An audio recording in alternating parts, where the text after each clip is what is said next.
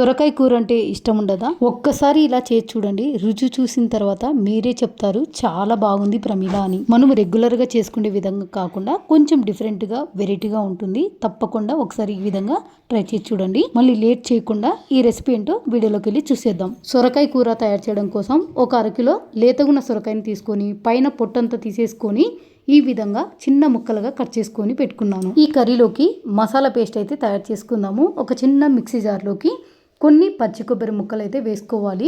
ఇందులోనే ఒక 5-6 వెల్లుల్లిని పొట్టుతో సహా వేసుకోవాలి. అలాగే ఇందులోనే ఒక 6 వరకు పచ్చిమిరపకాయలు కూడా వేసుకుంటున్నాను. అరకిలో సొరకాయ గాను ఒక 6 పచ్చిమిరపకాయలు నాకు కారం కరెక్ట్గా సరిపోయింది. కొన్ని పచ్చిమిరపకాయలు ఘాటు తక్కువ ఉంటాయి, కొన్ని ఘాటు ఎక్కువ ఉంటాయి. వాటి బట్టి చూసుకొని వేసుకోండి. అలాగే రుచి తగ్గట్లు సాల్ట్ కూడా వేసుకొని కొంచెం బరగ్గా మిక్సీ పట్టుకొని తీసుకోవాలి. తర్వాత స్టవ్ మీద కడాయి పెట్టుకొని కడాయిలోకి ఒక 4 టేబుల్ స్పూన్లు నూనె అయితే వేసుకోవాలి. నూనె వేడవగానే ఇందులోకి పోపు దినుసులు, ఆవాలు, జీలకర్ర, మినపప్పు, శనగపప్పు, ఒక ఎండుమిరపకాయ, ఒక రెమ్మ కరివేపాకు వేసుకొని మంట సిమ్లోనే పెట్టుకొని పోపు దినుసులు మాడిపోకుండా బాగా కలుపుతూ ఫ్రై చేసుకోవాలి. పోపు దినుసులు ఇలా బాగా ఫ్రై అయిన తర్వాత ఇప్పుడు ఇందులోకి మనం ముందుగా తయారు చేసి పెట్టుకున్న పేస్ట్ అయితే వేసుకోవాలి.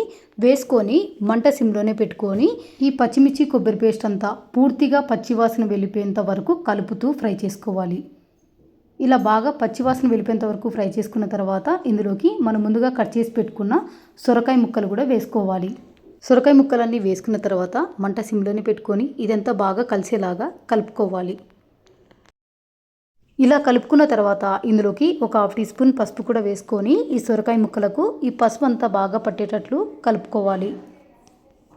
ఇలా సొరకాయ ముక్కలన్నీ పసుపు అంతా బాగా పట్టేటట్లు కలుపుకున్న తర్వాత మంట మీడియం ఫ్లేమ్ పెట్టుకొని మధ్య మధ్యలో కలుపుకుంటూ ఒక 10 నిమిషాలు బాగా మగ్గించుకోవాలి. నేను లేత సొరకాయ తీసుకున్నాను కాబట్టి మగ్గించుకోవడానికి ఎక్కువ టైం అయితే పట్టలేదండి. చాలా తొందరగానే మగ్గిపోయింది.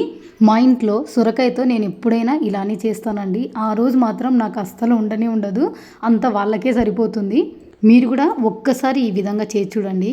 మీ ఇంట్లో వాళ్ళంతా ఈ కర్రీకి ఫిదా అవ్వాల్సిందే. మీ ఇంట్లో వాళ్ళు సొరకాయతో ఎప్పుడు ఇలానే చేయమా బాగుందని కూడా చెప్తారు. అంత బాగుంటుంది. మరి సొరకాయ ముక్కలు ఈ విధంగా కొద్దిగా మగ్గిన తర్వాత ఇప్పుడు ఇందులోకి 1 గ్లాసు నీళ్ళు అయితే పోసుకున్నానండి. ఎక్కువ వేయాల్సిన అవసరం లేదు. నేను తీసుకున్న లేత సొరకాయ కాబట్టి నేను 1 గ్లాస్ వరకు నీళ్ళు పోసుకొని అంతా ఒకసారి బాగా కలుపుకొని మూత పెట్టేసుకుంటున్నాను. మీడియం ఫ్లేమ్లో సొరకాయ ముక్కలు మెత్తగేంత వరకు మగ్గించుకోవాలి. చూసారు కదా, మనకి ఇక్కడ సొరకాయ కూర అయితే రెడీ అయిపోయిందండి. ఒక్కసారి ఇదంతా కలిపి మీకు చూపిస్తాను. సొరకాయ ముక్కలు కూడా చాలా మెత్తగా ఉడికిపోయినాయండి. టేస్ట్ మాత్రం చాలా బాగుంటుందండి. మనం రెగ్యులర్గా చేసుకునే సొరకాయ కూర కన్నా ఈ కర్రీ మాత్రం చాలా బాగుంటుంది.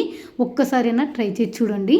ఈ కర్రీ అన్నంలో అయినా తినచ్చు, చపాతీ రోటీలో కూడా చాలా బాగుంటుంది. మీ ఇంట్లో సొరకాయ కూరను ఇలానే చేస్తారా, లేక మీ ఇంటి స్పెషల్ పద్ధతి ఏదైనా ఉందా? కామెంట్లో చెప్పండి. మీ రెసిపీ కూడా ట్రై చేస్తాను.